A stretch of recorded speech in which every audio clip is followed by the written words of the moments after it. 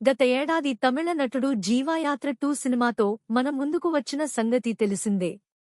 2024 ఆంధ్రప్రదేశ్ రాష్ట్ర అసెంబ్లీ ఎన్నికలకు ముందు వచ్చిన యాత్ర 2 కమర్షియల్గా పెద్దగా సక్సెస్ కాలేదు.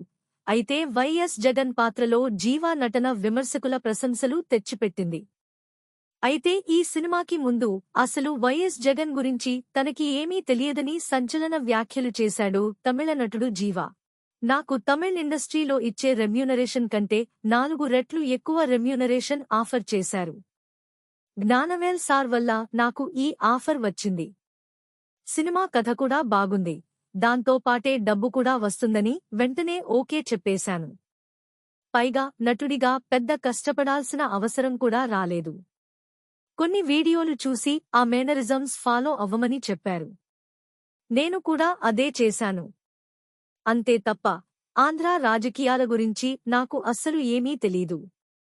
నిజం చెప్పాలంటే ఆ మూవీ సైన్ చేసే సమయానికి వైఎస్ జగన్ ఎవరో కూడా నాకు తెలీదు.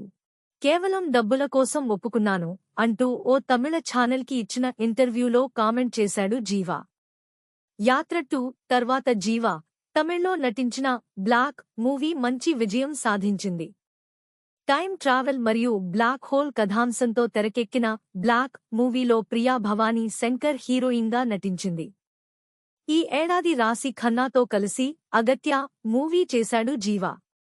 ఈ సినిమాలో అర్జున్ కూడా ముఖ్య పాత్రలో నటించాడు. పా విజయ్ దర్శకత్వంలో తెరకెక్కిన ఈ అగత్య మూవీ మాత్రం బాక్సాఫీస్ దగ్గర డిజాస్టర్గా నిలిచింది. ఈ వీడియో మీకు నచ్చినట్లయితే లైక్, షేర్ అండ్ సబ్స్క్రైబ్ చేయండి. మరియు మీ అభిప్రాయం కామెంట్ రూపంలో తెలియజేయండి. ప్రేక్షకులకు మరొకసారి ధన్యవాదములు.